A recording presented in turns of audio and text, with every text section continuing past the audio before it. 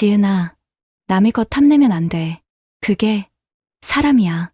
돌아가신 엄마의 그 목소리가 오늘따라 왜 이렇게 사무치게 들릴까요? 제 손엔 지금 묵직한 가방 하나가 들려 있습니다. 살짝 열어본 틈새로 보이던 그 누런 돈 뭉치들. 당장 내일 쫓겨날 월세방 보증금이, 아니 굶고 있는 내 동생 우유 한 팩이 이 안에 다 들어있는데 저는 지금 떨리는 다리를 붙잡고 파출소 앞에 서 있습니다. 엄마, 나 진짜 눈 딱 감고 가져가면 안 되는 걸까요? 이바구 시작 전에 구독과 좋아요 부탁드리며 끝까지 함께 해주세요. 제 이름은 김지은, 17살입니다.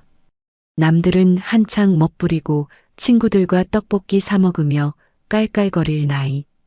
하지만 제 손은 벌써 늙은이처럼 거칠어졌습니다. 불과 몇 시간 전 일이었습니다.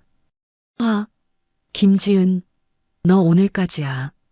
오늘까지 밀린 월세 안 가져오면 내일은 진짜 짐 밖으로 던져버린다. 알았어? 주인 집 아줌마가 현관문을 쾅 하고 발로 차며 소리를 질렀습니다.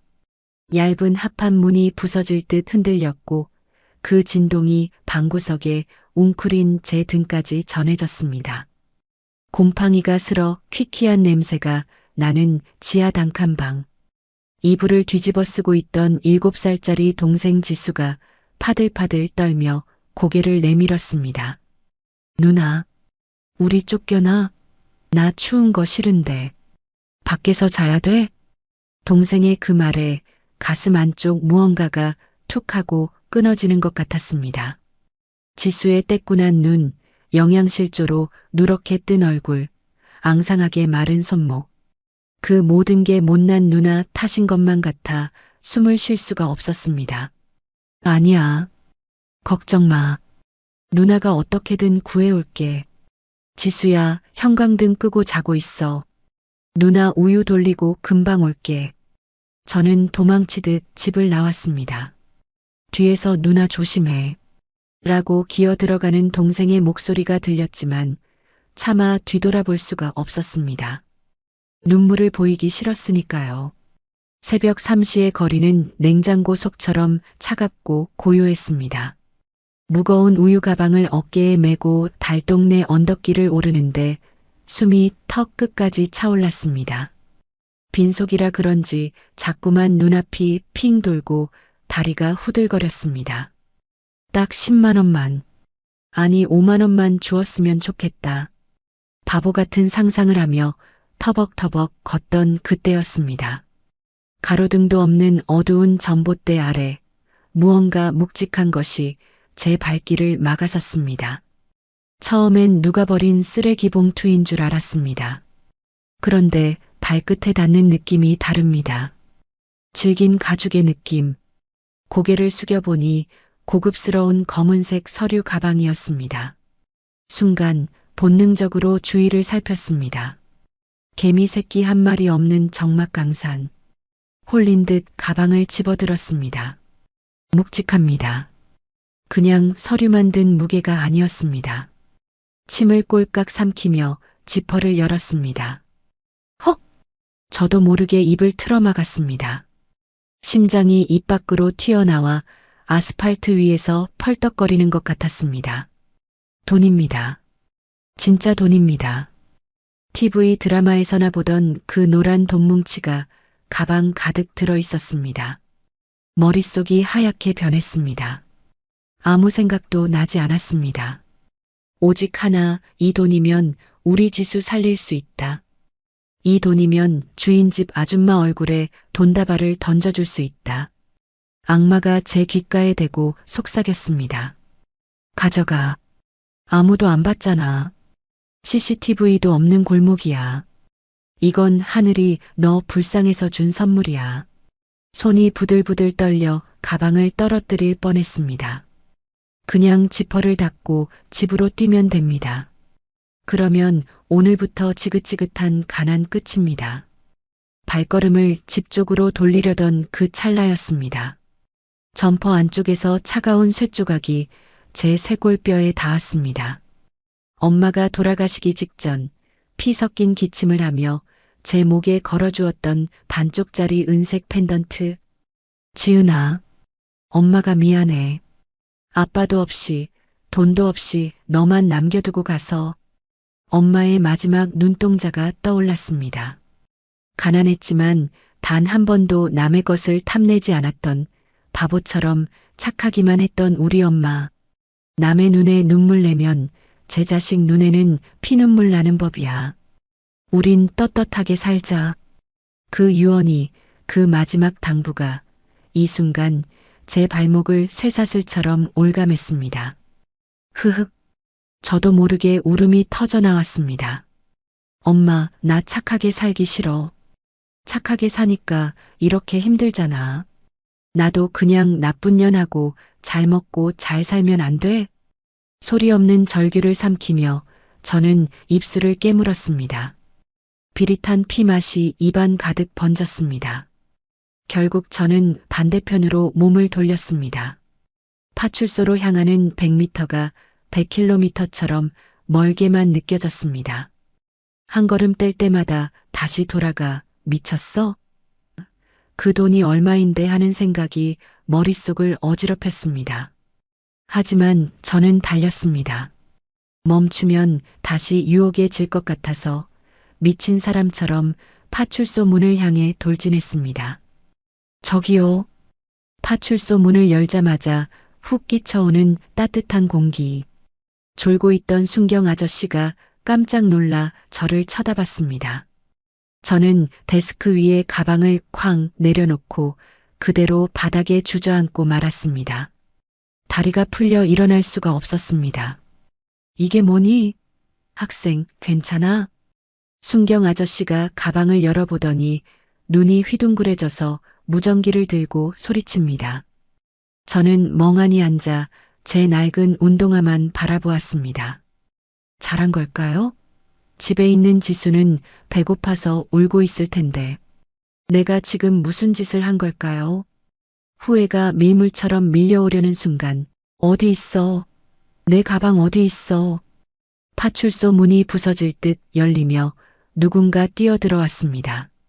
머리가 하얗게 센 그러나 한눈에 봐도 귀티가 흐르는 할머니였습니다. 고급 코트 자락을 휘날리며 들어온 그분은 얼굴이 사색이 되어 있었습니다. 여기 있습니다. 분실물 신고 들어왔어요.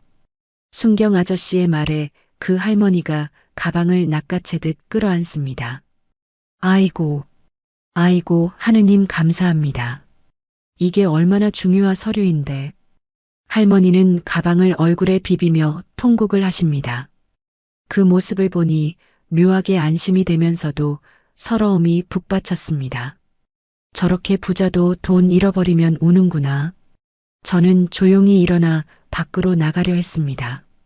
그때 바닥에 주저앉아 가방을 확인하던 할머니가 고개를 들어 저를 보았습니다. 매서운 눈매. 평생 남에게 지시만 하고 살아왔을 것 같은 차가운 카리스마. 저는 겁이 나서 몸을 움츠렸습니다. 내가 주었냐? 할머니의 목소리는 날카로웠습니다. 네. 문 앞에 제가 기어 들어가는 목소리로 대답하며 고개를 숙이는데 갑자기 할머니의 눈이 커졌습니다. 지진이라도 난 것처럼 할머니의 동공이 흔들리기 시작했습니다. 할머니의 시선은 제 얼굴이 아니라 낡은 점퍼 사이로 삐져나온 제 목걸이에 꽂혀 있었습니다. 너 이리 와봐. 그거 뭐야? 할머니가 비틀거리는 몸을 일으켜 저에게 다가왔습니다. 무서웠습니다. 혹시 돈이 빈다고 도둑으로 몰까봐 뒷걸음질 쳤습니다. 하지만 할머니는 제 멱살을 잡듯 다가와 떨리는 손으로 제 목걸이를 낚아챘습니다. 반쪽이 찢어진 낡은 은색 펜던트.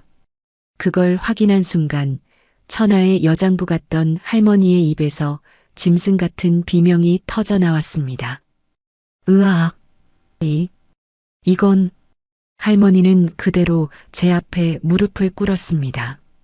그리고는 믿을 수 없다는 표정으로 제 얼굴을 뚫어지게 쳐다보며 덜덜 떨리는 손을 제 뺨으로 뻗었습니다. 설마 내가 수진이 딸이냐? 내가 내 딸 핏줄이야? 할머니의 눈에서 닭똥 같은 눈물이 후두둑 떨어져 제 손등을 적셨습니다. 내가 죄인이다. 내가 죽일년이다. 으흐흑. 아이고 내 새끼야. 파출소의 낡은 형광등 불빛이 깜빡거리는 그 좁은 공간.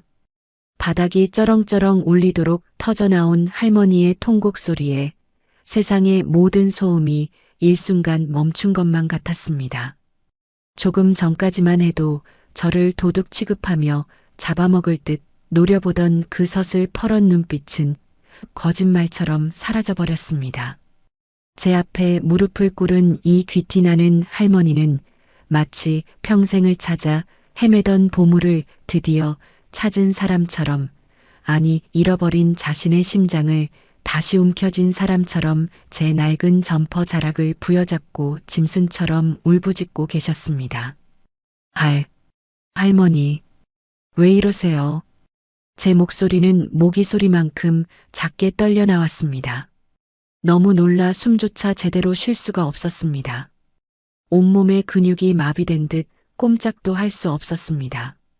도대체 이게 무슨 상황일까요? 제가 훔치지 않았다고, 주워서 바로 가져왔다고, 맹세코 10원 한 장 손대지 않았다고 몇 번이나 말했는데도 왜 이러시는 걸까요? 혹시 너무 분해서 이러시는 걸까요? 아니면 제가 감히 쳐다도 못 볼 높은 분이라서 제 몸에 손을 대는 것조차 억울해서 이러시는 걸까요? 별의별 무서운 생각들이 머릿속을 헤집고 다니는데 할머니의 고개는 점점 더 깊이 숙여졌습니다. 그리고 뚝뚝 할머니의 눈에서 떨어진 뜨거운 눈물방울이 제 차가운 손등 위로 후두둑 떨어졌습니다. 그 온기가 너무나 뜨거워서 마치 제 살이 데이는 것만 같았습니다. 그건 분노의 눈물이 아니었습니다. 그건 뼛속까지 사무치는 슬픔, 그리고 말로 다 할 수 없는 그리움의 온도였습니다. 저는 태어나서 17회를 사는 동안 단 한 번도 귀한 대접이라는 걸 받아본 적 없는 아이입니다. 학교에서는 급식비를 못 내 눈치를 보는 아이였고, 동네에서는 지하 새방 사는 아빠 없는 애라는 꼬리표가 늘 그림자처럼 따라다녔습니다. 사람들은 저를 보면 혀를 찼습니다. 쯧쯧, 어린 게 불쌍해서 어쩌나. 그 동정 어린 시선조차 저에게는 날카로운 가시 같았습니다. 그런데 지금 TV 뉴스 재벌 드라마에서나 볼 법한 머리끝부터 발끝까지 부티가 흐르는 회장님이 제 더러운 운동화 앞에 엎드려 계십니다. 이 상황이 꿈인지 생시인지 분간이 가지 않았습니다. 할머니의 떨리는 손이 천천히 올라와 제 얼굴을 더듬기 시작했습니다. 거칠고 투박한 찬바람에 터서 까슬까슬한 제 뺨을 어루만지는 그 손길. 비싼 보석 반지가 낀 손가락이었지만 그 살결은 묘하게도 낯설지가 않았습니다. 마치 아주 오래전, 기억도 가물가물한 어린 시절, 열이 펄펄 끓어 끙끙 앓던 제 이마를 밤새도록 짚어주던 엄마의 약손. 딱 그 느낌이었습니다. 차가웠던 제 뺨에 할머니의 체온이 닿자 저도 모르게 울컥하고 목구멍이 뜨거워졌습니다. 세상에, 세상에. 할머니는 말을 잇지 못하고 숨이 넘어갈 듯 헐떡이며 제 얼굴을 뚫어지게 쳐다보셨습니다. 할머니의 눈동자 속에 비친 제 모습은 영락없는 꾀죄죄한 거짓골 소녀였습니다. 하지만 할머니는 마치 세상에서 가장 아름다운 것을 보는 눈빛이었습니다. 눈매가 우리 수진이랑 똑같아. 저 고집스럽게 입술 앙다문 것 좀 봐. 어쩜 이리 똑같니? 어쩜? 수진이? 그 이름이 할머니의 입에서 나오는 순간 제 심장이 쿵 하고 바닥으로 내려앉는 소리가 들렸습니다. 그건 돌아가신 우리 엄마 이름이었습니다. 박수진. 엄마는 늘 말씀하셨습니다. 지은아, 내 외할머니는 아주 훌륭하고 무서운 분이셔. 엄마가 너무 부족해서 할머니 마음에 대못을 받고 나왔어. 보고 싶지 않아? 라고 제가 물을 때마다 엄마는 쓸쓸하게 웃으며 고개를 저으셨습니다. 아니야. 할머니는 날 잊으셨을 거야. 나 같은 딸은 없는 게 나으니까. 그렇게 그리워하면서도 죽는 순간까지 차마 연락 한 번 하지 못했던 그 이름. 엄마의 유품을 정리할 때 나왔던 낡은 다이어리 속에 눈물 자국으로 번져 있던 어머니라는 글자. 설마, 이분이? 저기, 할머니. 혹시? 제가 조심스럽게, 아주 조심스럽게 입을 떼자 할머니가 화들짝 놀라며 제 어깨를 꽉 움켜쥐셨습니다. 그 소나기 힘이 얼마나 센지 뼈가 으스러질 듯 아팠지만 저는 비명조차 지를 수 없었습니다. 할머니의 눈에서 쏟아지는 절박함 때문이었습니다. 그래, 나다. 내가 내 할미다. 못난 내 할미야. 수진이 어미야. 할머니는 더 이상 참지 못하겠다는 듯 저를 와락 끌어안으셨습니다.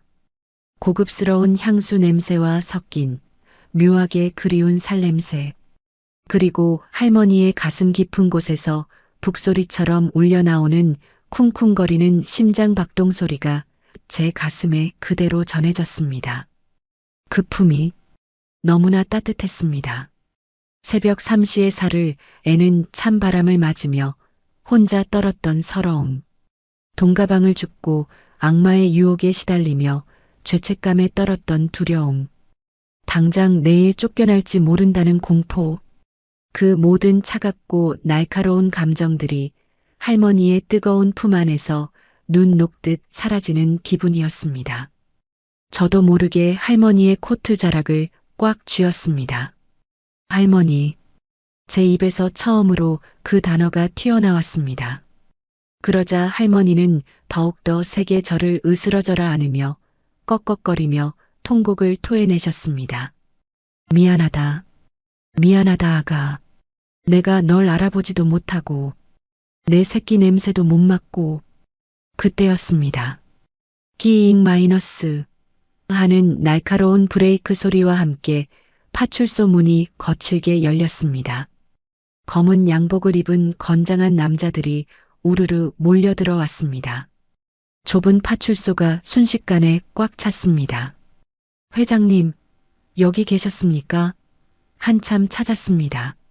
비서실장으로 보이는 안경 쓴 중년 남자가 다급하게 외치며 들어오다 그만 자리에 얼어붙고 말았습니다. 그의 눈앞에 펼쳐진 광경은 도저히 믿기 힘든 것이었으니까요. 대한민국 굴지의 대기업 총수, 피도 눈물도 없다는 철의 여인 박 회장이 파출소 시멘트 바닥에 주저앉아 꾀재재한 소녀를 끌어안고 울고 있었으니까요. 회장님? 지금 뭐 하시는? 비서실장의 당황한 목소리에도 할머니는 미동도 하지 않으셨습니다. 그저 제 등을 쓸어내리고 제 머리카락을 쓰다듬으며 혼잣말처럼 중얼거리셨습니다. 살아있었어. 살아있었어. 내 딸이 남기고 간 씨앗이 살아있었어. 한참을 그렇게 우시던 할머니가 천천히 몸을 일으키셨습니다. 비틀거리는 할머니를 제가 부축해드리자 할머니는 제 손을 꼭 잡고 놓지 않으셨습니다. 그리고 고개를 들어 비서들을 바라보는 순간 조금 전까지 눈물 범벅이 되어 오열하던 그 약한 할머니의 모습은 온데간데 없었습니다. 눈물 자국은 그대로였지만 눈빛만은 다시 그 서슬퍼런 호랑이의 눈으로 돌아와 있었습니다. 할머니는 저를 등 뒤로 쓱 감추시더니 비서들을 향해 낮지만 벼락 같은 목소리로 명령하셨습니다. 김 실장. 네, 회장님. 차 대기시켜. 제일 편안한 차로. 알겠습니다. 그런데 이 학생은 김 실장이 의아한 눈빛으로 제 낡은 운동화와 때 묻은 점퍼를 훑어보았습니다. 그 시선이 기분 나빠 저는 할머니 등 뒤로 더 숨었습니다. 그 모습을 본 할머니의 눈썹이 꿈틀했습니다. 눈 깔아. 네. 어디 감히 내 손녀를 그런 눈으로 봐. 눈 안 깔아? 할머니의 호통 소리에 김 실장은 물론 옆에 있던 순경 아저씨들까지 화들짝 놀라 차렷 자세를 취했습니다. 네. 손녀요? 김 실장의 입이 딱 벌어졌습니다. 그래. 내 핏줄 찾았다. 내 유일한 상속녀 찾았다고. 당장 내 변호사 불러서 서류 준비해.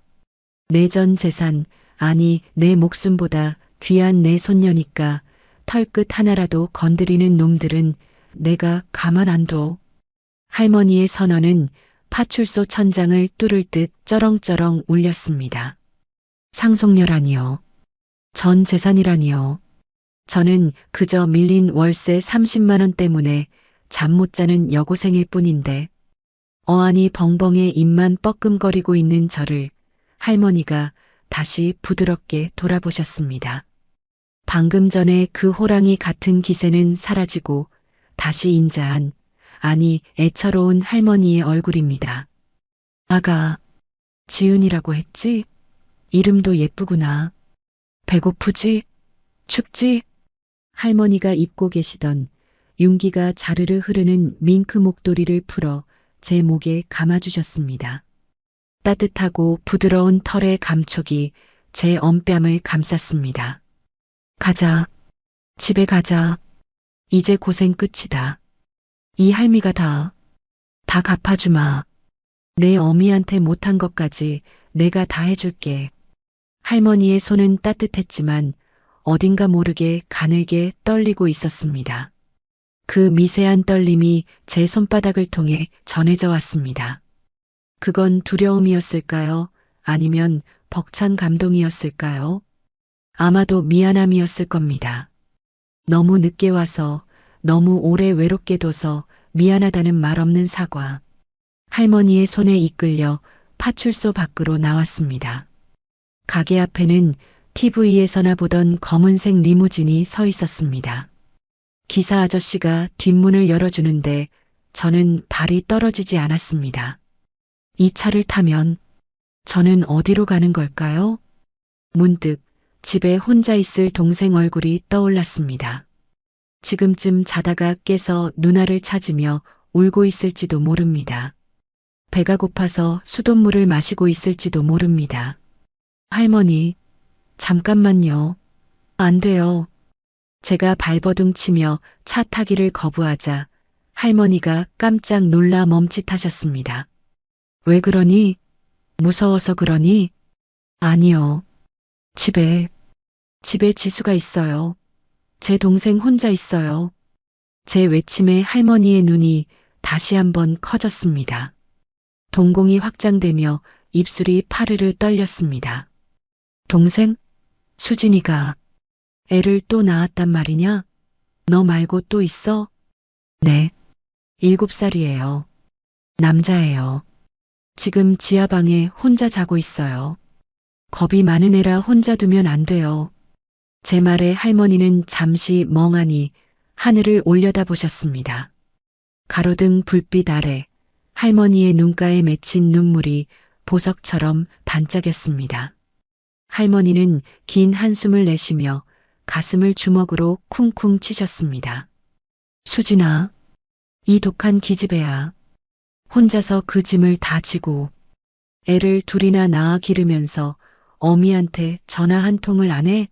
내가 그렇게 무서웠니? 내가 그렇게 미웠어? 할머니의 목소리는 물기에 젖어 갈라져 나왔습니다. 그리고는 곧바로 기사에게 소리치셨습니다. 김 기사, 뭐해? 당장 차 돌려. 손녀네 집으로 간다. 내 손자놈 데리러 가야지. 네. 저기 달동네 말씀이십니까? 그래. 당장 가. 내 새끼가 거기서 떨고 있다잖아. 검은 세단이 미끄러지듯 출발했습니다. 부드러운 가죽 시트의 느낌, 따뜻한 히터 바람, 조용한 실내. 모든 것이 낯설고 비현실적이었습니다. 차창 밖으로 스쳐 지나가는 익숙한 달동네 풍경이 오늘따라 더 초라해 보였습니다. 쓰러져가는 담벼락, 얼기설기 엉킨 전깃줄, 가로등 하나 없는 어두운 골목길. 우리가 사는 세상은 저렇게 어둡고 추운데 이 차 안은 딴 세상처럼 안락했습니다. 과연 대한민국 재벌 회장님이 그 누추한 곳을 곰팡이 냄새나는 제 방을 보면 어떤 표정을 지으실까요? 혹시라도 우리 가난한 꼴을 보고 구질구질하다며 실망해서 다시 가버리시면 어떡하죠? 제 심장이 다시 쿵쿵 뛰기 시작했습니다. 불안함에 손에 땀이 찼습니다. 하지만 제 옆에 앉은 할머니는 제 손을 두 손으로 꼭 감싸쥐고 계셨습니다. 차가 덜컹거릴 때마다 할머니는 더 힘주어 저를 붙잡고 놓지 않으셨습니다. 마치 다시는 이 손을 놓지 않겠다는 듯이.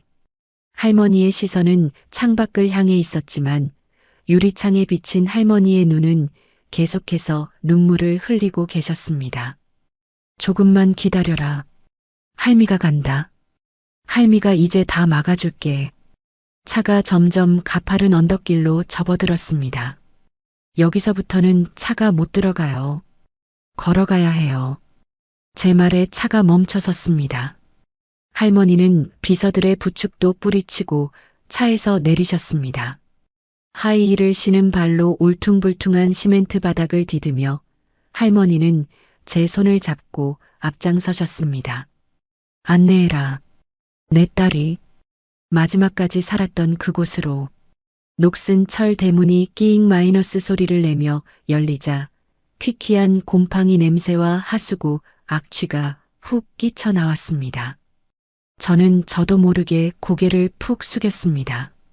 매일 맡는 냄새라 익숙해진 줄 알았는데 향수 냄새 은은한 할머니 옆에 서니 이 냄새가 왠지 제 몸에서 나는 것만 같아 얼굴이 화끈거렸습니다. 깨진 유리창에는 찬 바람을 막으려 박스테이프가 덕지덕지 붙어 있었고 좁은 마당 한 구석에는 주인 집에서 내놓은 다 탄 연탄재가 뒹굴고 있었습니다. 할머니는 믿을 수 없다는 듯 입을 틀어막은 채 비틀거리며 그 좁은 마당으로 들어오셨습니다. 비싼 하이힐 굽이 깨진 시멘트 바닥 틈에 끼어 휘청거렸지만 할머니는 아랑곳하지 않고 오직 저 낡은 방문 하나만을 향해 돌진하셨습니다. 할머니, 신발은 여기서 벗으셔야 해요. 턱이 높아서.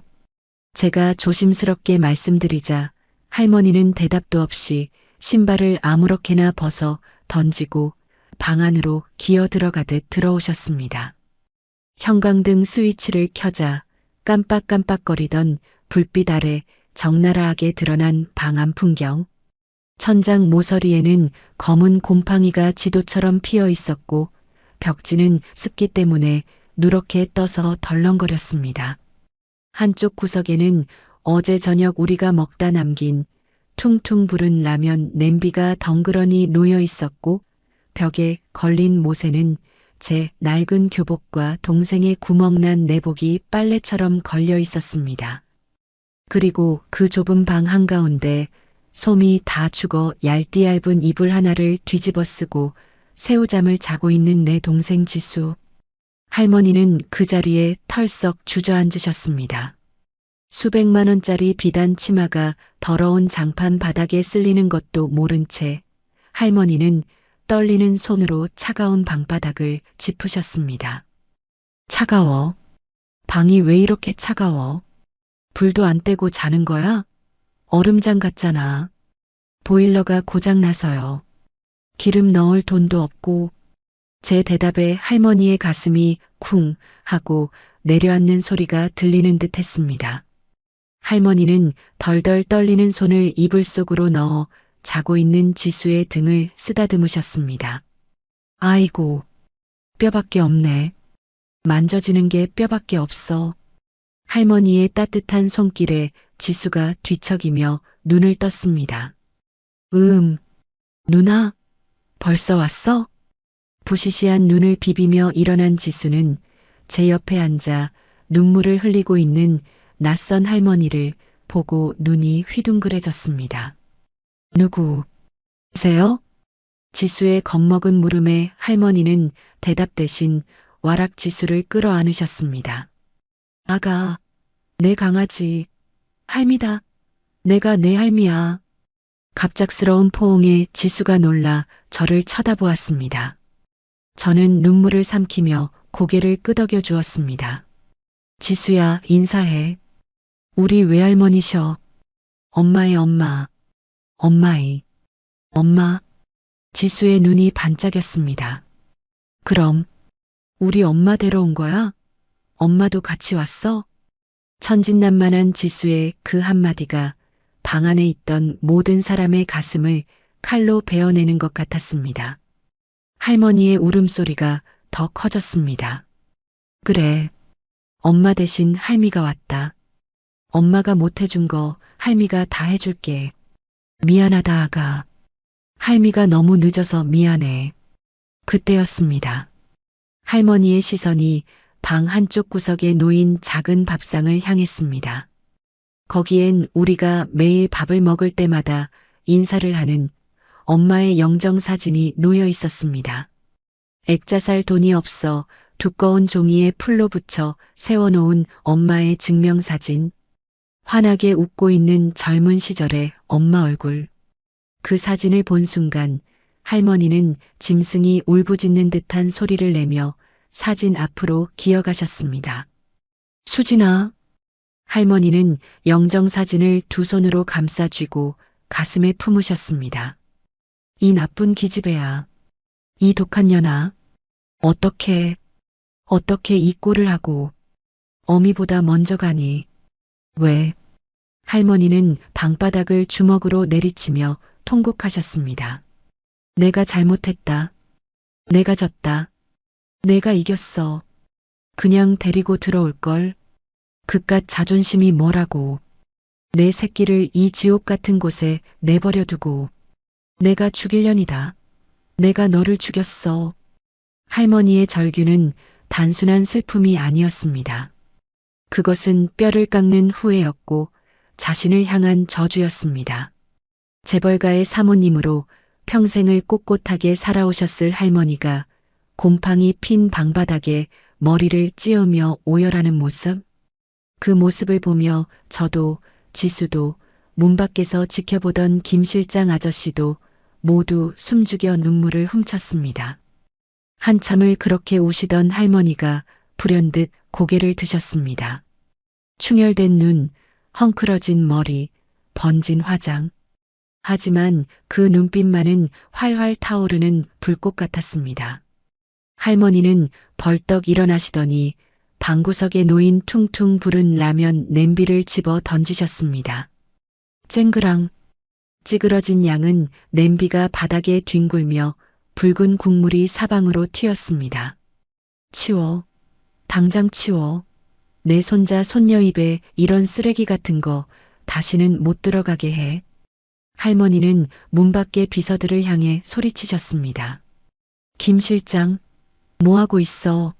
당장 애들 짐 싸. 아니, 짐 쌀 것도 없다. 몸만 나가. 이 거지 같은 집구석 쳐다보기도 싫어. 네, 회장님. 바로 모시겠습니다. 김 실장님이 다급하게 들어와 지수를 번쩍 안아들었습니다. 누나, 나 무서워. 우리 어디가? 지수가 겁에 질려 저를 찾았습니다. 지수야, 괜찮아. 좋은 곳으로 가는 거야. 따뜻하고 맛있는 거 많은 곳으로. 할머니가 지수의 볼을 젖은 손으로 어루만지며 달래주셨습니다. 그래, 우리 강아지. 할미 집으로 가자. 거긴 춥지도 않고 배고프지도 않아. 이제 다시는 춥게 안 할 거야. 저는 주섬주섬 교복과 엄마 사진을 챙겼습니다.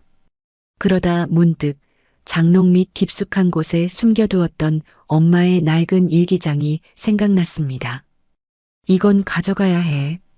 먼지 쌓인 일기장을 꺼내 품에 안으려는 순간 일기장 사이에서 툭 하고 무언가가 떨어졌습니다.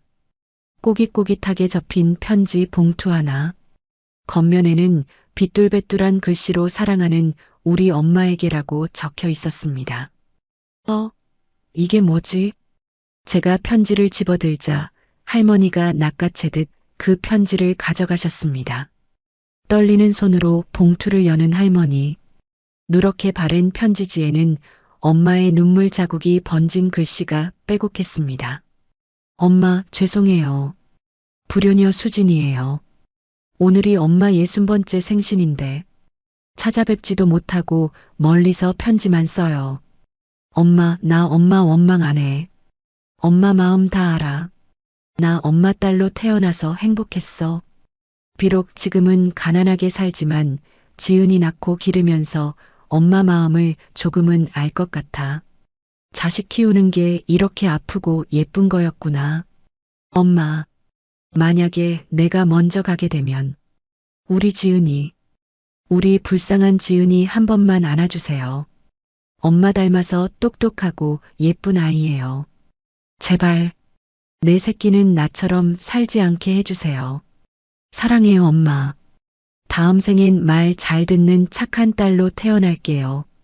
편지를 읽어 내려가던 할머니의 손이 사시나무처럼 떨렸습니다. 할머니의 입에서 짐승의 신음 같은 소리가 새어나왔습니다. 그리고 다시 한번 할머니는 편지를 가슴에 품고 그 자리에 무너지셨습니다. 수진아, 내 딸아, 밥은 먹고 다녔니? 아플 때 약은 사 먹었니? 이 바보 같은 거 사. 할머니의 눈물로 편지지가 젖어 들어갔습니다.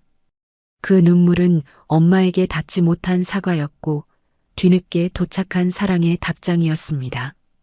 할머니는 눈물을 닦지 않은 채 벌떡 일어나셨습니다. 그리고 저와 지수를 양팔로 으스러져라 꼭 끌어안으셨습니다. 마치 저승사자가 뺏어가기라도 할까봐 온 힘을 다해 꽉 안으셨습니다. 가자. 내 집으로 가자. 이제부터 너희들은 대한민국에서 제일 귀한 아이들이다. 누구도 너희를 무시 못해. 할미가 목숨 걸고 지킬 거야. 할머니의 목소리에는 서리빨 같은 결기가 서려 있었습니다. 우리는 그렇게 쫓기듯, 아니 탈출하듯 지옥 같던 달동네 단칸방을 빠져나왔습니다. 검은색 세단 뒷좌석에 앉아 멀어지는 집을 바라보았습니다. 지긋지긋했던 가난, 뼈를 깎는 추위, 참을 수 없던 배고픔, 그 모든 것이 저 어둠 속으로 사라지고 있었습니다. 제 손을 잡은 할머니의 손은 난로처럼 따뜻했고 제 무릎에 기대 잠든 지수의 얼굴은 그 어느 때보다 평온해 보였습니다. 하지만 제 가슴 한구석은 왠지 모르게 묵직했습니다.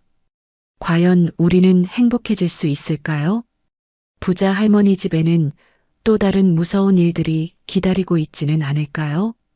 차창 밖으로 지나가는 서울의 화려한 야경이 마치 우리 남매의 앞날처럼 어지럽게 반짝이고 있었습니다. 드라마에서나 보던 대궐 같은 저택에 도착했습니다. 현관에 들어서자마자 날카로운 여자의 목소리가 화려한 샹들리에를 때리며 울려 퍼졌습니다. 어머니, 지금 제정신이세요? 이 거짓골을 한 애들을 집안에 들이시겠다고요? 비단 실크 드레스를 입고 목과 손목에 번쩍이는 보석을 휘감은 여자. 바로 저희 외숙모 되시는 분이었습니다. 그녀는 마치 더러운 바퀴벌레라도 본 듯 미간을 잔뜩 찌푸린 채 손수건으로 코를 막으며 저와 지수를 머리끝부터 발끝까지 훑어보았습니다. 그 시선이 얼마나 날카로운지 제 낡은 점퍼가 찢겨나가는 것만 같았습니다. 세상에 냄새나는 것 좀 봐. 김 실장, 이 집안에 소독 좀 하라고 했잖아요. 어디서 시궁창 냄새가 나나 했더니 외숙모는 자신의 아이들, 그러니까 저에게는 사촌이 되는 두 아이를 등 뒤로 감추며 비명을 지르듯 소리쳤습니다. 얘들아, 가까이 오지 마. 저런 애들한테 닿으면 병균 옮아. 피부병 생긴단 말이야. 그 말에 지수가 겁에 질려 제 옷자락을 꽉 쥐며 등 뒤로 숨었습니다. 누나, 나 냄새나? 나 어제 씻었는데. 동생의 그 말에 제 가슴이 무너져 내렸습니다. 저도 모르게 고개가 푹 숙여졌습니다. 얼굴이 화끈거려 견딜 수가 없었습니다. 금방이라도 다시 나가고 싶었습니다. 차라리 춥고 배고픈 단칸방이 곰팡이 냄새나는 우리 집이 마음은 더 편할 것 같았습니다. 닥쳐. 그때 할머니의 벼락 같은 호통이 거실을 뒤흔들었습니다. 할머니는 지팡이를 바닥에 쾅 하고 내리찍으며 외숙모를 잡아먹을 듯 노려보셨습니다. 거지? 병균? 지금 내 손자 손녀한테 뭐라고 했냐? 아니, 어머니. 진정하세요. 제 말은 출처도 모르는 애들을 갑자기 데려오시면 유전자 검사는 해보셨어요? 요즘 돈 노리고 접근하는 사기꾼들이 얼마나 많은데. 외숙모는 억울하다는 듯 눈을 흘기며 대꾸했습니다. 할머니가 비웃음을 날리며 한 발짝 다가가셨습니다. 출처? 내 딸 수진이 핏줄이다. 내 새끼들이야. 내 눈이 증거고 내 가슴이 증거야. 내 눈엔 얘네가 거지로 보이냐? 내 눈엔 세상에서 제일 귀한 보석으로 보인다. 어머니, 한 번만 더 그따위 주둥이 놀렸다간 내 발로 이 집에서 나가게 될 줄 알아. 알몸으로 쫓겨나고 싶지 않으면 입 다물어. 할머니의 서슬 퍼런 기세에 외숙모는 입을 다물었지만 눈빛만은 독사처럼 번들거렸습니다. 자, 밥부터 먹자. 배고프지? 김 실장, 상 차려. 제일 맛있는 걸로. 내 새끼들 배가 등가죽에 붙었다. 할머니의 손에 이끌려 들어간 식당은 학교 운동장만큼이나 넓었습니다. 천장에는 눈이 부실 정도로 화려한 조명이 달려 있었고 식탁은 끝이 보이지 않을 정도로 길었습니다. 그 길고 긴 대리석 식탁 위에는 TV 드라마에서나 보던 이름도 모를 음식들이 가득 차려져 있었습니다. 윤기가 자르르 흐르는 갈비찜, 붉은 랍스터, 잡채, 형형색색의 전들. 꼬르륵 소리가 날 만큼 배가 고팠지만 맞은편에 앉은 외숙모와 사촌들의 눈초리가 너무 따가워 젓가락을 들 수가 없었습니다. 그들은 마치 동물원의 원숭이를 구경하듯 포크를 든 채 저희 남매를 빤히 쳐다보고 있었습니다. 마치 내까지 것들이 이런 음식을 먹을 자격이 있어? 라고 묻는 것 같았습니다. 저는 죄인처럼 고개를 숙이고 있는데 옆에 앉은 지수가 제 옷깃을 잡아당겼습니다. 누나, 나 고기 먹어도 돼? 저거 갈비야? 지수가 눈치를 보며 조그맣게 속삭였습니다. 7살 아이가 배고픔을 참으며 눈치를 보는 모습에 눈시울이 붉어졌습니다. 그럼 다 먹어도 돼. 다 내 거다. 많이 먹어라 내 새끼. 할머니가 그 소리를 들으셨는지 직접 큼지막한 갈비를 집어 지수의 밥그릇에 수북이 올려주셨습니다. 자, 해봐라. 할미가 먹여줄게. 지수가 조심스럽게 입을 벌려 고기를 받아 먹으려는 순간이었습니다. 그거 내 거야. 맞은편에 앉아있던 통통한 사내아이, 제 사촌 동생이 소리를 빽 질렀습니다. 할머니, 왜 쟤한테만 줘요? 그거 내가 제일 좋아하는 부위란 말이야. 더러운 거지가 왜 내 밥상에서 밥을 먹어. 그 아이는 포크로 식탁을 쾅쾅 내리치며 떼를 썼습니다. 엄마, 쟤네 내보내. 밥맛 떨어져서 못 먹겠어. 놀란 지수가 그만 입에 넣으려던 고기를 식탁 위에 떨어뜨리고 말았습니다. 그리고는 겁에 질려 으앙 하고 울음을 터뜨렸습니다. 누나 무서워. 집에 갈래? 여기 싫어. 저는 황급히 지수를 안아주며 떨어진 고기를 손으로 주워 휴지에 쌌습니다. 죄송합니다. 죄송합니다. 애가 아직 어려서. 저도 모르게 입에 밴 사과가 튀어나왔습니다.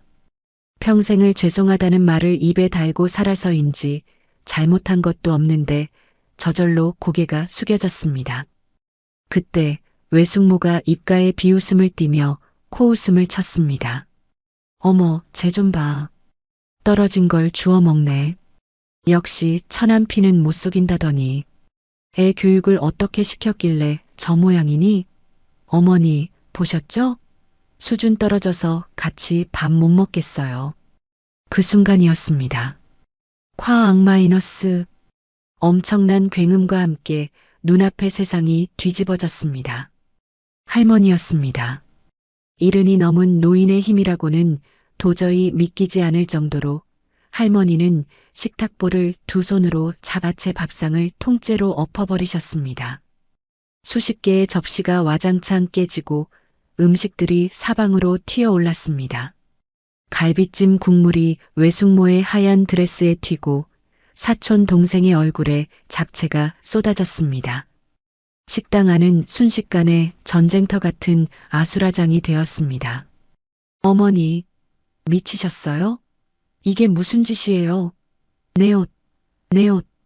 외숙모가 비명을 지르며 벌떡 일어났습니다. 이런 싸가지 없는 것들. 할머니는 식탁 위에 올라가려는 기세로 소리치셨습니다. 얼굴은 불그락 푸르락 터질 듯했고 목에는 핏대가 섰습니다. 내 손자가 밥 먹는데 밥그릇을 건드려? 내가 사람이냐? 짐승만도 못한 것들. 할머니는 깨진 접시 조각을 밟으며 외숙모 앞으로 다가가셨습니다. 내 자식 교육은 저 따위로 시켰어? 어른이 밥을 먹여주는데 소리를 질러? 그게 내가 말하는 수준 높은 교육이냐? 아니, 어머니. 그래도 애한테. 닥쳐. 똑바로 들어. 오늘부터 이 집의 주인은 나 그리고 내 딸 수진이의 자식들이다. 할머니의 눈에서 불꽃이 튀었습니다. 꼬우면 나가. 당장 나가. 이 집에서 한 발자국이라도 나가면 내 유산은커녕 10원 한 장도 못 받을 줄 알아. 알거지로 길바닥에 나앉고 싶으면 어디 계속 찢어봐. 할머니의 서슬 퍼런 불호령에 기세등등하던 사촌 동생은 울음을 뚝 그치고 겁에 질려 엄마 치마폭 뒤로 숨었습니다. 외숙모는 분해서 입술을 파르르 떨면서도 유산이라는 말에 아무 말도 하지 못하고 주먹만 꽉 쥐었습니다. 돈줄을 쥐고 있는 건 바로 우리 할머니였으니까요. 할머니는 거칠게 숨을 몰아쉬며 저희 쪽으로 돌아오셨습니다. 그리고는 옷에 묻은 음식물을 털어주며 방금 전에 야차 같던 얼굴을 거두고 다시금 눈물을 글썽이셨습니다. 놀랐지? 미안하다. 할미가 성질이 못돼 먹어서. 우리 강아지 놀랐어? 할머니는 덜덜 떨고 있는 지수를 품에 꼭 안아주셨습니다. 다시 차려줄게. 따뜻한 밥 다시 먹자. 저런 것들 신경 쓰지 마. 할머니의 품은 여전히 따뜻했지만 심장은 쿵쿵거리며 빠르게 뛰고 있었습니다. 이제 아무도 너희 못 건드려. 할미가 다 죽여버릴 거야. 내 눈에 흙이 들어가기 전엔 절대 너희 눈에 눈물 안 나게 할 거야. 그러니까 마음 놓고 먹어. 알았지? 그날 밤 저는 대리석 바닥이 아닌 푹신한 오리털 침대 위에서 잠이 들었습니다. 옆에서 새근거리며 자는 지수의 볼에 아까 먹은 고기 덕분인지 살이 조금 오른 것 같아 보였습니다. 꿈만 같은 하루였습니다. 하지만 잠들기 전 방문 틈으로 저는 보았습니다. 복도 끝 어두운 구석에서 누군가와 은밀하게 통화하며 저를 노려보던 외숙모의 섬뜩한 눈빛을요. 네, 변호사님. 유전자 검사 다시 해야겠어요. 아무래도 가짜 같아요. 그 노인네가 노망이 나서 아무나 데려온 게 분명해요. 어떻게든 쫓아내야죠. 내 아들 몫을 뺏기게 생겼는데. 외숙모의 목소리는 뱀처럼 차갑고 끈적거렸습니다. 이불을 머리끝까지 끌어올렸습니다. 이 평화가 할머니의 보호막이 과연 언제까지 우리를 지켜줄 수 있을까요? 다음 날 아침 학교 정문 앞은 아수라장이 되었습니다. 등교하던 아이들이 비명을 지르며 갈라진 길 사이로 낯익은 험상궂은 얼굴들이 나타났습니다. 바로 우리 집 그 단칸방에 쳐들어와 행패를 부리던 악질 사채업자 독사와 그의 부하들이었습니다. 그들은 교문 앞을 가로막고 서서 껌을 씹으며 저를 향해 킬킬거리고 있었습니다. 아, 김지은, 너 여기서 뭐하냐? 부잣집 들어갔다고 쌩까는 거냐? 어이구, 우리 소녀가장 출세했네. 옷대깔 봐라. 그 돈으로 우리 빚은 안 갚고 명품 옷을 사 입어. 독사가 제 앞을 가로막으며 윽박질렀습니다. 주변 아이들이 수군거리며 휴대폰을 꺼내 찍기 시작했습니다. 헐, 쟤 김지은 아니야? 사채 썼대? 대박. 쟤네 집 망했잖아. 친구들의 수군거림이 화살처럼 날아와 박혔습니다. 얼굴이 화끈거리고 심장이 터질 것 같았습니다. 비키세요. 저 학교 가야 해요. 제가 뒷걸음질 치자 독사가 제 가방끈을 확 잡아챘습니다. 어딜 도망가. 돈 내놔. 원금에 이자까지 5천만 원. 안 그러면 너 학교 못 다녀. 확 까발려줄까? 그는 제 멱살을 잡고 흔들었습니다. 저는 너무 무서워 비명조차 지르지 못했습니다. 어제까지만 해도 할머니 집에서 행복했는데 하루아침에 다시 지옥으로 떨어진 기분이었습니다. 끼잉 마이너스. 그때였습니다. 고급스러운 검은색 세단 세대가 교문 앞에 미끄러지듯 멈춰 섰습니다. 맨 앞차의 문이 열리고 검은 양복을 입은 건장한 경호원들이 우르르 내렸습니다. 그리고 뒷좌석 문이 열리더니 선글라스를 낀 백발의 여인이 천천히 차에서 내렸습니다. 우리 할머니 박 회장이었습니다. 할머니는 지팡이를 짚고 독사 앞으로 걸어오셨습니다. 그 뒤로 김 실장님과 경호원들이 병풍처럼 늘어섰습니다. 누구냐? 내 손녀 몸에 손 떼는 놈이. 할머니의 낮지만 서늘한 목소리에 독사가 멈칫했습니다. 뭐야 이 할망구는? 당신이 얘 할미야? 잘 만났네. 얘가 우리 돈 떼먹고 도망가. 짱 마이너스. 말이 끝나기도 전에 할머니의 손이 독사의 뺨을 후려쳤습니다. 얼마나 세게 때리셨는지 독사의 고개가 획 돌아가고 입에서 피가 튀었습니다. 모두가 숨을 죽였습니다. 천하의 깡패가 노인에게 뺨을 맞고 얼어붙은 것입니다. 아니 이 할망구가 미쳤나? 독사가 주먹을 들어 올리자 순식간에 경호원들이 달려들어 그를 바닥에 꽂아버렸습니다. 으악! 팔! 내 팔! 순식간에 제압당한 독사가 비명을 질렀습니다. 할머니는 쓰러진 독사 앞에 쪼그리고 앉아 선글라스를 벗으셨습니다. 그 눈빛은 어제 외숙모를 혼낼 때보다 100배는 더 무서운 진짜 야수의 눈빛이었습니다. 돈 얼마라고? 5천? 그래. 5천만 원. 김 실장. 네, 회장님. 이 자리에서 1억 줘라. 네. 독사의 눈이 휘둥그레졌습니다. 1억이라는 말에 욕심이 번득였습니다. 그리고 그 돈으로 합의금 써라. 넌 오늘부로 전치 12주는 나올 테니까. 뭐라고? 할머니는 지팡이로 독사의 명치를 쿡 찔렀습니다. 감히 내 손녀 멱살을 잡아? 내 새끼 눈에 눈물 나게 해? 난 내 새끼 건드리는 놈은 지옥 끝까지 쫓아가서 밟아버려. 알아들어? 할머니의 신호에 경호원들이 독사를 끌고 가려는데 독사의 주머니에서 휴대폰이 떨어졌습니다. 띠링 마이너스. 마침 문자가 도착해서 액정이 환하게 켜졌습니다. 바닥에 떨어진 휴대폰 화면을 무심코 내려다보던 할머니의 눈썹이 꿈틀했습니다. 발신자 사모님, 내용 학교 같죠? 확실하게 망신 줘요. 애기를 죽여놔야 제 발로 나가요. 성공하면 보너스 2배 줄게요. 할머니가 떨리는 손으로 휴대폰을 집어들었습니다. 사모님이라는 이름 옆에 저장된 번호. 그건 너무나 익숙한 번호였습니다. 바로 어제 저녁 제 밥상을 없게 만들었던 며느리 외숙모의 번호였습니다. 아? 할머니의 입에서 기가 막힌다는 듯 헛웃음이 터져 나왔습니다. 이런 미친. 할머니의 손이 부들부들 떨렸습니다. 분노가 머리끝까지 치솟아 얼굴이 붉게 달아올랐습니다. 단순히 빚쟁이가 찾아온 게 아니었습니다. 제 발로 찾아온 게 아니라 누군가 돈을 주고 사주해서 보낸 것이었습니다.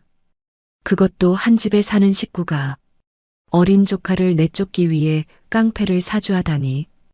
할머니는 저를 돌아보셨습니다. 겁에 질려 파랗게 질린 제 얼굴을 보자 할머니의 눈에 다시 물기가 차올랐습니다. 지은아, 많이 놀랐지? 괜찮다. 이제 괜찮아. 할머니는 저를 안아주시고는 김 실장에게 휴대폰을 던지듯 건넸습니다. 이거 증거 확보해. 그리고 당장 차 돌려. 회장님, 학교는요? 학교가 문제야? 집안에 쥐새끼가 들어와서 내 손녀를 물어뜯고 있는데. 할머니의 목소리가 천둥처럼 울렸습니다. 집으로 간다. 오늘 그년 제삿날인 줄 알아라. 차 안에서 할머니는 한마디도 하지 않으셨습니다. 다만 제 손을 꽉 잡고 계신 손에 땀이 흥건했습니다. 할머니의 분노가, 배신감이, 그리고 손녀를 지키지 못했다는 자책감이 고스란히 전해져 왔습니다. 외숙모가 왜 나를 이렇게 미워할까? 단지 가난해서? 냄새나서? 아니면 할머니 말대로 유산 때문에? 무서웠습니다. 돈이라는 게 이렇게 무서운 건지 몰랐습니다. 가난할 땐 돈이 없어 무서웠는데 돈이 생기니 돈 때문에 사람이 괴물이 되는 게 더 무서웠습니다. 집에 도착하자마자 할머니는 현관문을 박차고 들어갔습니다. 거실 소파에 앉아 우아하게 차를 마시고 있던 외숙모가 깜짝 놀라 일어났습니다. 어머, 어머니, 벌써 오셨어. 깍! 할머니는 다짜고짜 외숙모의 머리채를 휘어잡았습니다. 내가 사람이냐? 내가 인간이야? 아, 어머니, 왜 이러세요? 이거 놓으세요. 놓으라고? 넌 오늘 내 손에 죽자. 감히 깡패를 사주해. 내 손녀 학교까지 쫓아가서 행패를 부리게 해? 그게 무슨 말씀이세요? 전 몰라요. 오해세요. 외숙모가 발버둥 쳤지만 할머니는 독사에게서 뺏은 휴대폰을 외숙모 얼굴에 집어 던졌습니다. 이래도 오해냐? 이래도 몰라? 액정에 뜬 문자 메시지를 본 외숙모의 얼굴이 하얗게 질렸습니다. 어머니, 그게 아니라 저는 그냥 겁만 주려고. 겁만 줘? 어린애한테? 고작 17살 먹은 애한테 깡패를 보내? 할머니는 바닥에 주저앉은 외숙모를 내려다보며 싸늘하게 말씀하셨습니다. 짐 싸. 당장 나가. 내 집에 너 같은 짐승은 한 마리도 못 둬. 어머니, 잘못했어요. 한 번만 봐주세요. 애들 봐서라도.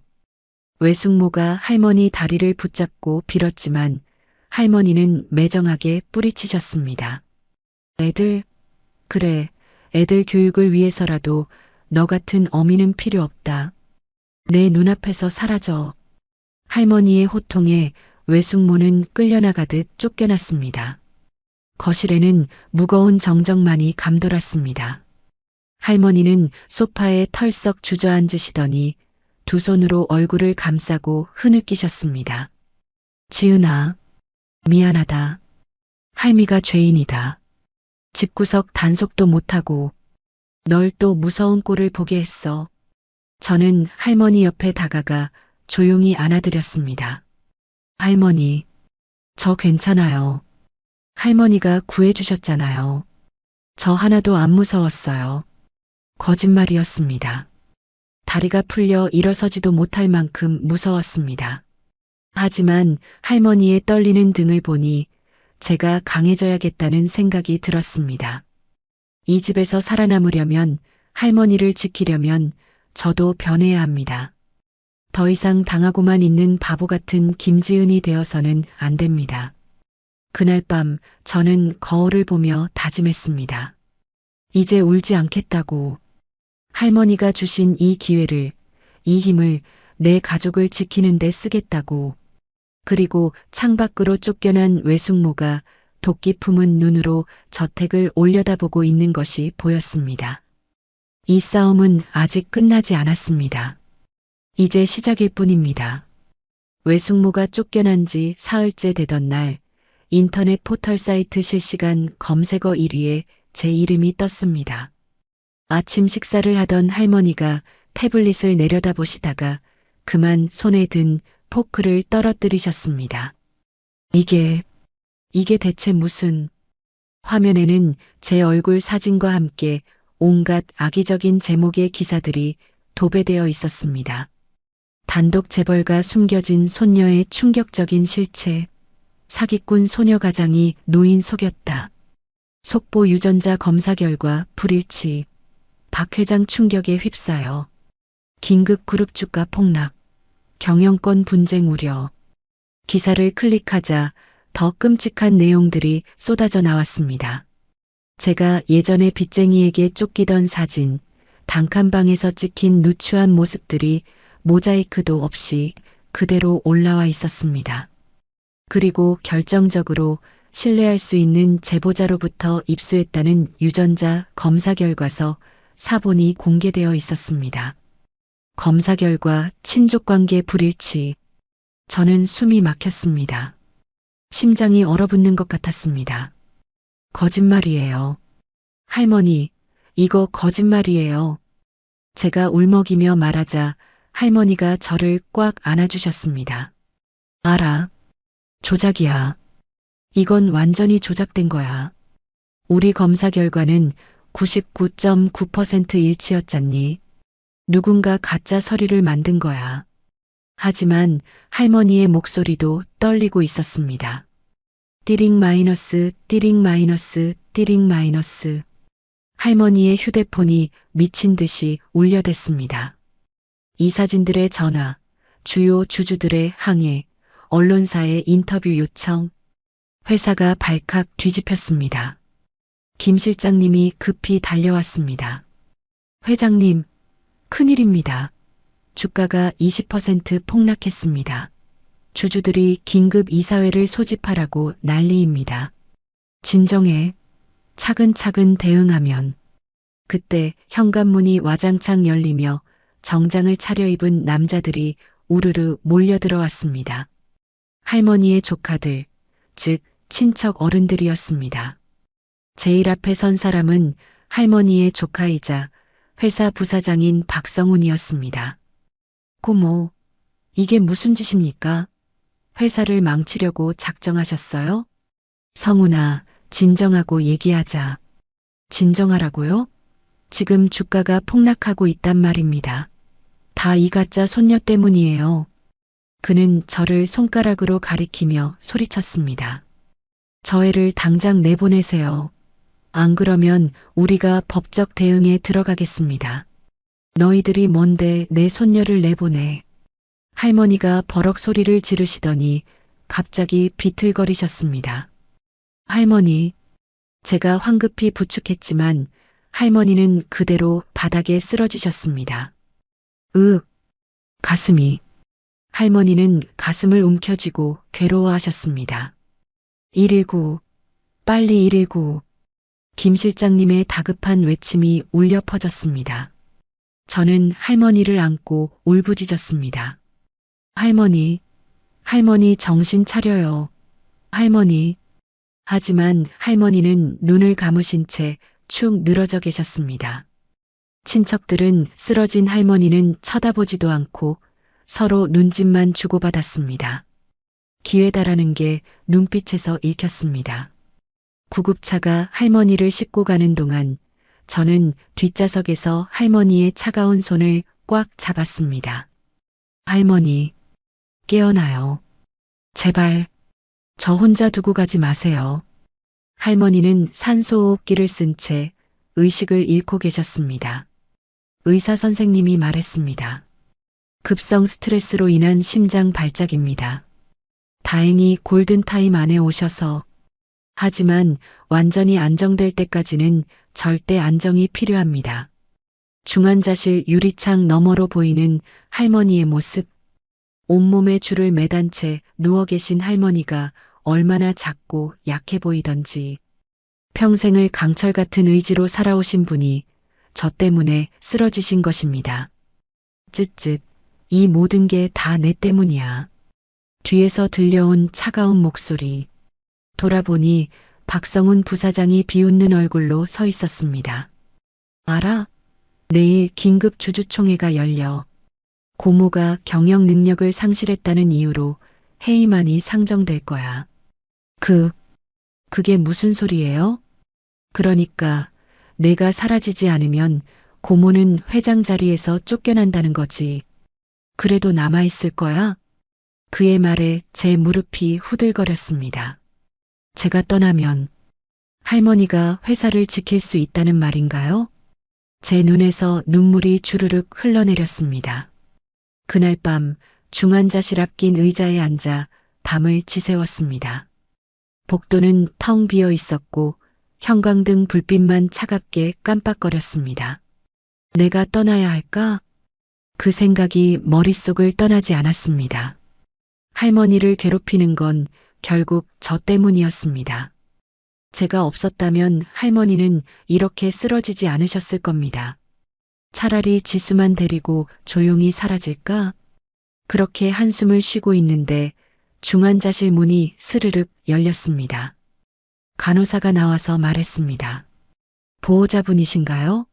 환자분이 잠깐 깨어나셨는데 당신을 찾으세요. 황급히 들어가자 할머니가 산소 마스크를 벗으려 애쓰고 계셨습니다. 할머니, 움직이시면 안 돼요.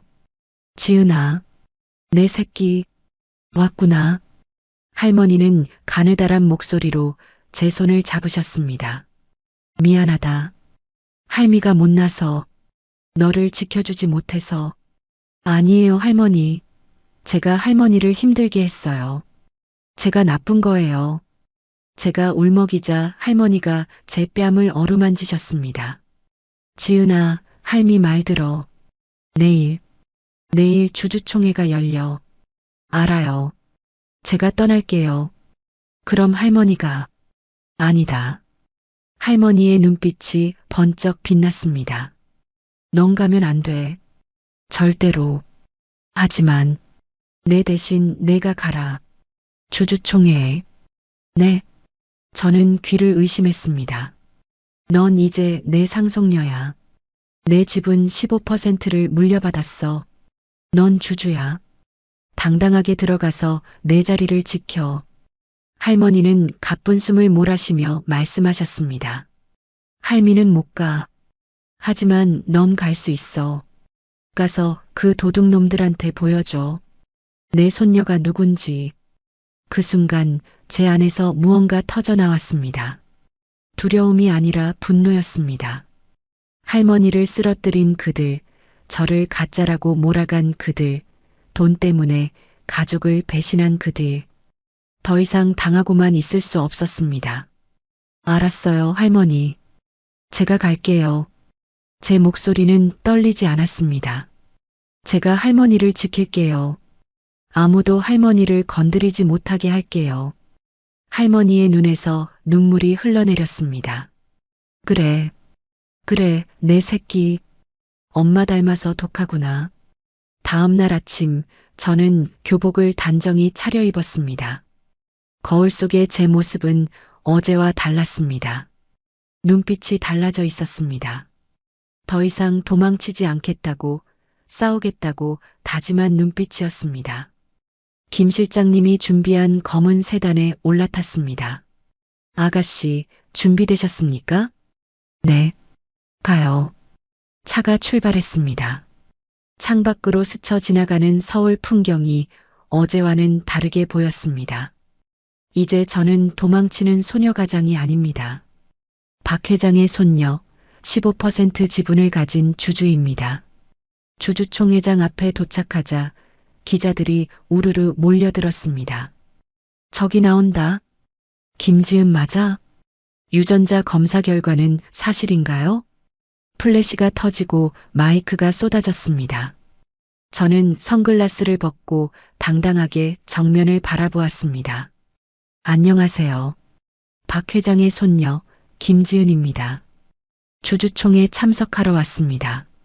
그리고 회의장 문을 밀고 들어갔습니다. 회의장 안은 술렁거렸습니다.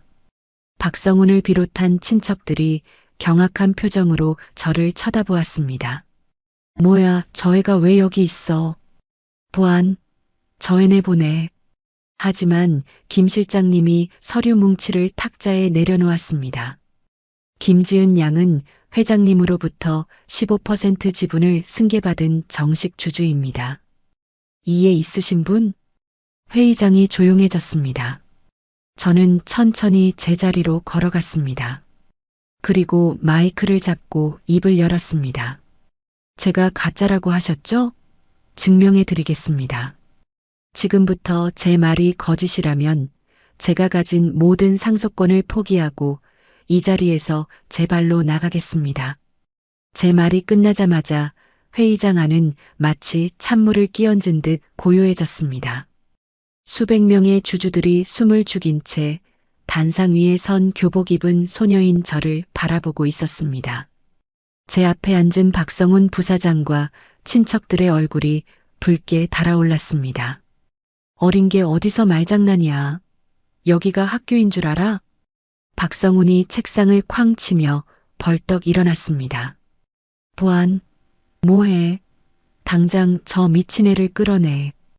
보안 요원들이 우르르 다가오려 하자 김 실장님이 제 앞을 막아섰습니다. 손끝 하나라도 건드리면 업무방해 및 주주권리 침해로 고소하겠습니다. 김 실장님의 단호한 목소리에 보안 요원들이 멈칫했습니다. 저는 떨리는 손을 주먹 쥐어 감추고 품 안에서 USB 하나를 꺼냈습니다. 여러분, 제가 가짜라는 증거로 제시된 유전자 검사 결과 보셨죠? 제가 USB를 노트북에 연결하자 대형 스크린에 아까 기사에서 봤던 친자 불일치 결과지가 떴습니다. 회의장이 술렁거렸습니다. 저거 봐. 가짜 맞잖아. 뻔뻔하게 어디서. 야유가 쏟아지려던 찰나 제가 화면을 넘겼습니다. 그러자 새로운 문서가 나타났습니다. 그것은 바로 유전자 검사기관 내부 감사 보고서였습니다. 문서에는 담당 연구원에게 3억을 주고 조작을 의뢰한 박성훈 부사장의 이름이 있었습니다. 이게 뭐야? 박성훈의 얼굴이 사색이 되었습니다. 이건 모함이야. 조작이야. 조작이라고요? 그럼 이 목소리는 누구 목소리일까요? 제가 재생 버튼을 눌렀습니다. 치지직거리는 잡음 섞인 소리 사이로 너무나 익숙하고 또렷한 목소리가 흘러나왔습니다. 김 박사 알지? 무조건 불일치로 나오게 해. 0%로. 돈은 입금했으니까. 아주버님, 이번엔 확실한 거죠? 그 노인네 충격받아 쓰러지게 만들어야 돼요. 그래야 우리가 다 먹죠. 걱정 마, 재수씨. 이번엔 완벽해. 그 거지 같은 계집애도 같이 매장해 버릴 테니까. 녹음 파일이 재생되는 동안 회의장은 죽은 듯이 조용해졌습니다. 주주들의 시선이 일제히 박성훈과 친척들에게 꽂혔습니다. 경멸과 분노가 섞인 시선들이었습니다. 아니야. 이건 다 조작이야. 가짜라고. 박성훈이 악을 쓰며 단상으로 뛰어 올라오려 했습니다.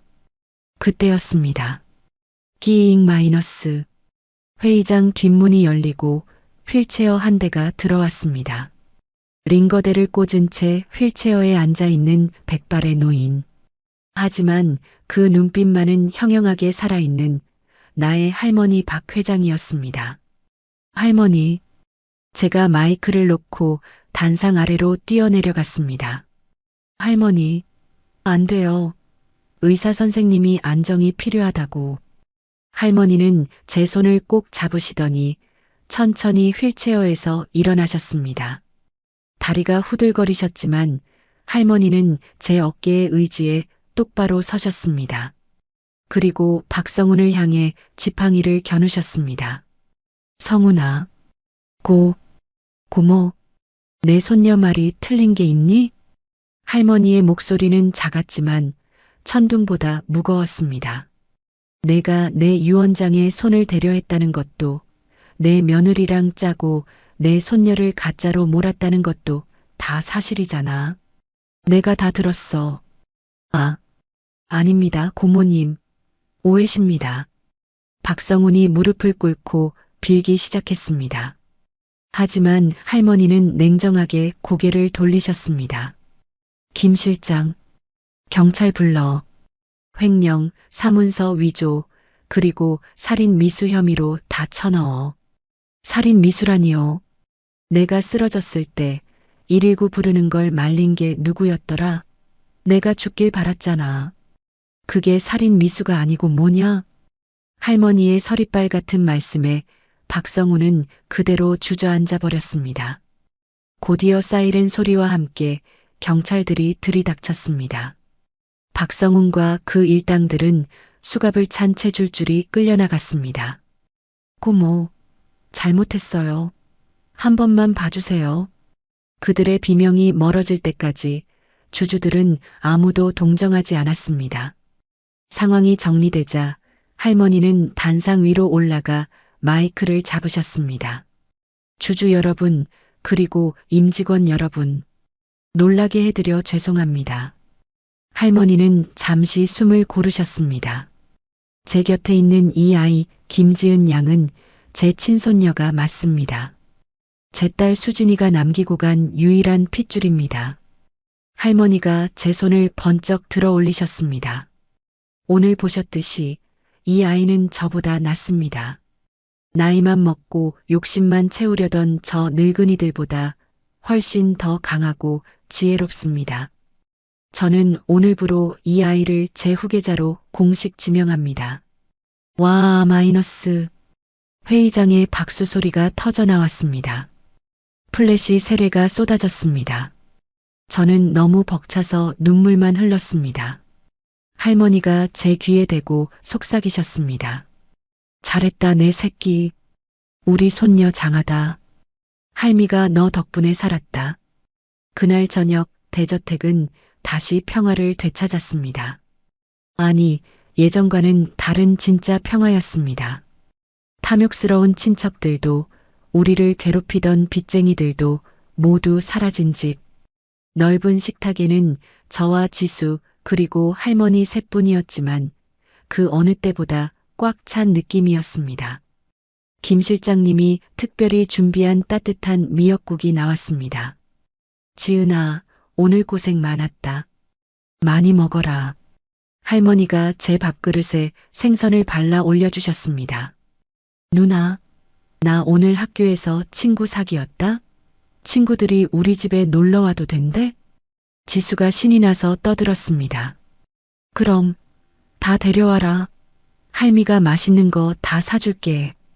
할머니는 지수의 볼을 꼬집으며 웃으셨습니다. 그 웃음소리가 너무나 듣기 좋아서 저도 따라 웃었습니다. 할머니, 건강하셔야 해요. 오래오래 우리랑 같이 살아야 해요. 그럼 내 새끼들 시집 장가가는 거 다 보고 증손주 볼 때까지 끄떡없다. 할머니는 제 손을 잡고 약속하셨습니다. 우리는 그렇게 진짜 가족이 되어가고 있었습니다. 서로의 상처를 보듬어주고 서로의 곁을 지켜주는 진짜 가족. 창밖에는 보름달이 휘영청 떠서 우리를 비추고 있었습니다. 엄마도 저 달을 보고 계실까요? 엄마, 보고 있어? 나 이제 행복해. 할머니랑 지수랑 우리 셋이서 아주 행복하게 살 거야. 엄마도 이제 걱정하지 말고 푹 쉬어. 마음속으로 엄마에게 편지를 띄웠습니다. 그로부터 10년이 흘렀습니다. 창밖으로 쏟아지는 햇살이 눈부신 어느 봄날 오후. 본부장님, 오늘 오후 일정은 전면 취소하신다고 하셨죠? 네, 김 비서님. 오늘은 세상에서 제일 중요한 약속이 있거든요. 회장님 모시고 어디 좀 다녀와야 해서요. 저는 책상 위에 놓인 명패를 손끝으로 쓸어보았습니다. 본부장 김지은. 10년 전 빚쟁이에게 쫓겨 단칸방에서 떨던 17세 소녀 가장이었던 제가 이제는 번듯한 커리어 우먼이 되어 이 자리에 앉아 있습니다. 거울 속에 비친 제 모습은 그때 그 겁먹은 눈빛의 소녀가 아니었습니다. 단정하게 빗어넘긴 머리, 자신감 넘치는 미소, 그리고 무엇보다 제 목에 여전히 걸려있는 반쪽짜리 펜던트. 이 모든 기적 같은 변화가 마치 꿈만 같습니다. 누나, 준비 다 됐어? 할머니 기다리셔. 집무실 문이 벌컥 열리더니 훤칠한 키의 소년이 들어왔습니다. 제 동생 지수입니다. 영양실조로 누렇게 떴던 얼굴은 온데간데없고 아이돌 뺨치게 잘생긴 얼굴에 건강미가 넘쳐 흐릅니다. 김지수, 노크 좀 하라니까. 넌 아직도 7살인 줄 아니? 에이, 누나랑 나 사이에 무슨 노크야. 빨리 가자. 할머니가 아까부터 김밥 싸놓고 기다리신단 말이야.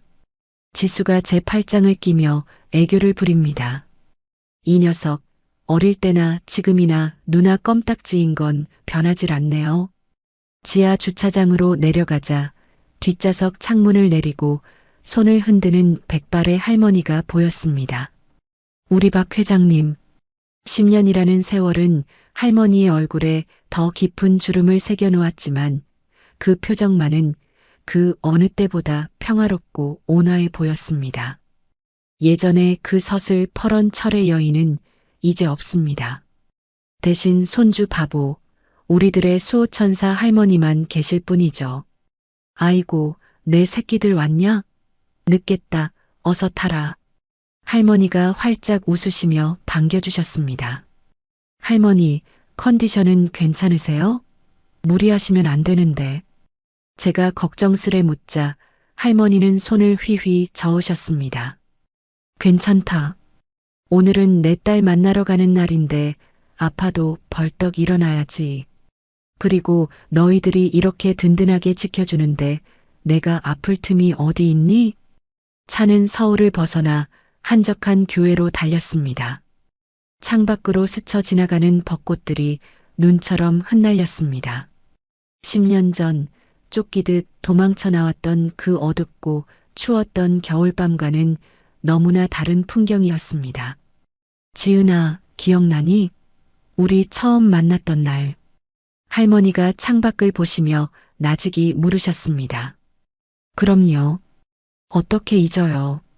파출소에서 할머니가 제 멱살 잡으시고, 아이고, 내가 미쳤었지. 그때 너 얼마나 무서웠겠니? 귀한 내 손녀를 도둑 취급하고. 할머니가 제 손등을 쓰다듬으며 씁쓸하게 웃으셨습니다. 아니에요. 전 그때 할머니가 우시는 거 보고 사실은 마음이 놓였어요. 아, 이분은 나쁜 사람이 아니구나. 그냥 마음이 많이 아픈 분이구나 싶었거든요. 마음이 아팠지. 찢어졌지. 널 볼 때마다 수진이가 보여서 너무 미안하고 너무 반가워서 할머니의 눈가에 다시 물기가 어린 듯 했습니다. 옆에 있던 지수가 분위기를 바꾸려 짐짓 큰 소리로 끼어들었습니다. 아, 할머니. 울면 안 돼요. 오늘 엄마한테 가서 웃는 모습만 보여주기로 했잖아요. 자꾸 울면 엄마가 속상해해요. 그래. 우리 지수 말이 맞다. 오늘은 기쁜 날이다. 울면 안 되지. 할머니가 손수건으로 눈가를 꾹꾹 누르셨습니다. 드디어 도착한 추모공원. 따스한 양지 바른 곳에 엄마의 비석이 서 있었습니다. 사랑하는 딸, 그리고 어머니 박수진, 여기 잠들다. 비석 주변은 잡초 하나 없이 깨끗했습니다. 할머니가 관리인을 시켜 매일 돌보게 하셨으니까요. 우리는 준비해온 꽃다발과 할머니가 직접 싼 김밥, 그리고 엄마가 좋아했던 믹스커피 한 잔을 올렸습니다. 수진아, 엄마 왔다. 할머니가 비석을 어루만지며 인사를 건네셨습니다. 많이 기다렸지? 오늘은 혼자 안 오고 내 보물들 데리고 왔다. 할머니는 저와 지수를 엄마 앞에 세우셨습니다. 봐라. 내 딸 지은이 이렇게 훌륭하게 컸다. 회사에서도 일 잘한다고 소문이 자자해. 내가 못다한 공부 얘가 다 하고 이제 나보다 더 똑똑하다. 그리고 요 녀석 지수 좀 봐라. 어릴 땐 비실비실하더니 이제 아주 징그러울 정도로 컸어. 축구한다고 뛰어다니는데 아주 날쌔기가 다람쥐 같아. 할머니의 자랑이 끝없이 이어졌습니다. 마치 엄마가 바로 옆에서 듣고 있는 것처럼 할머니는 도란도란 이야기를 나누셨습니다. 10년 전 영정사진을 붙들고 통곡하던 그 처절한 슬픔은 이제 따뜻한 그리움으로 바뀌어 있었습니다. 저는 조용히 엄마 앞에 무릎을 꿇었습니다. 엄마, 저 왔어요. 지은이에요.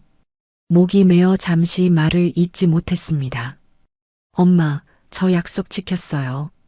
지수 안 굶기고 남의 것 탐내지 않고 엄마 말대로 떳떳하게 살았어요. 그래서 복 받았나 봐요.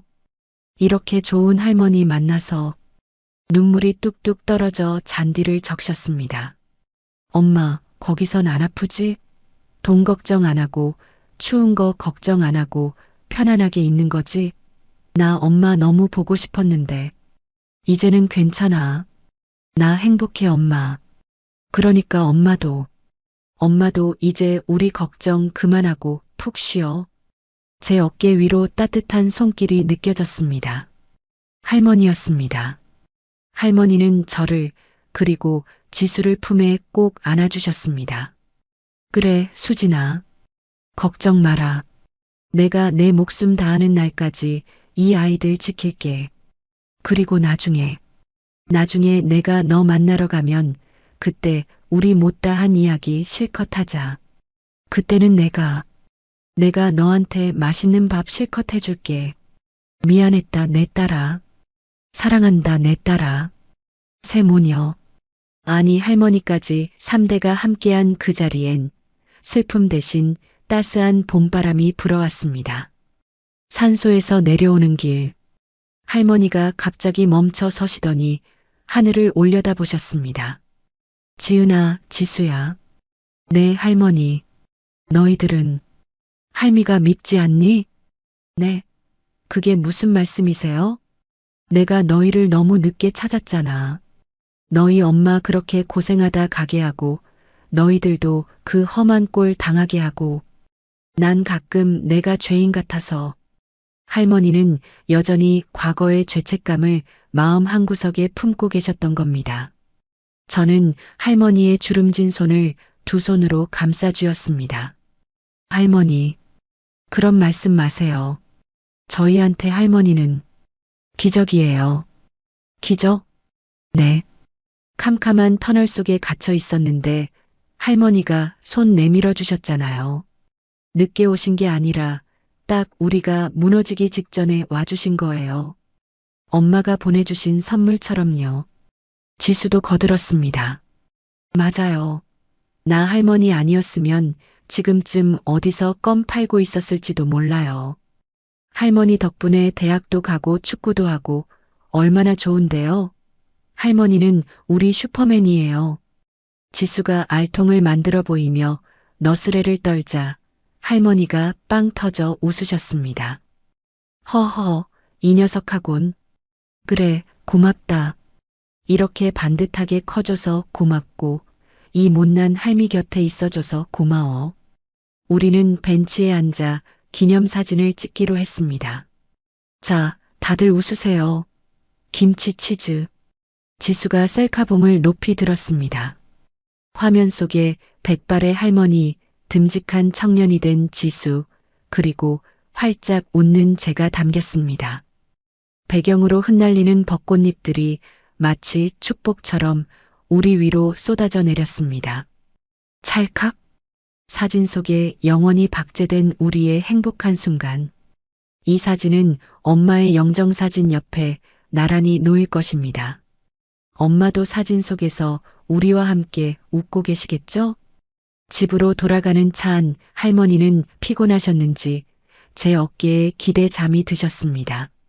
할머니의 규칙적인 숨소리를 들으며 저는 창밖을 바라보았습니다. 10년 전 동가방을 줍고 파출소 앞에서 망설이던 그 17살 소녀에게 말해주고 싶었습니다. 지은아, 잘했어. 그때 그 선택이, 양심을 지켰던 그 순간이 너를 구했어. 조금만 더 견뎌. 곧 봄이 올 거야. 이렇게 따뜻하고 눈부신 봄이 반드시 올 거야. 어둠이 내린 서울의 야경은 10년 전과 똑같이 화려하게 반짝이고 있었지만 이제 그 불빛들은 더 이상 차갑거나 두렵지 않았습니다. 저 수많은 불빛 중 하나가 우리 가족을 비추고 있다는 사실, 그리고 이제는 제가 누군가에게 그 불빛이 되어줄 수 있다는 사실에 가슴이 벅차올랐습니다. 저는 잠든 할머니의 손을 살며시 잡고 마음속으로 조용히 맹세했습니다.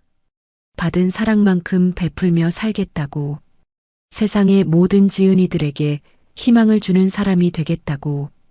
우리의 이야기는 여기서 끝이 아닙니다. 서로를 지키며 만들어갈 진짜 행복은 이제부터가 시작이니까요. 오늘의 이바구는 여기까지입니다. 끝까지 함께 해주셔서 감사드리며 구독과 좋아요 눌러주시면 놀라운 인생 사연들을 누구보다 먼저 무료로 만나보실 수 있습니다.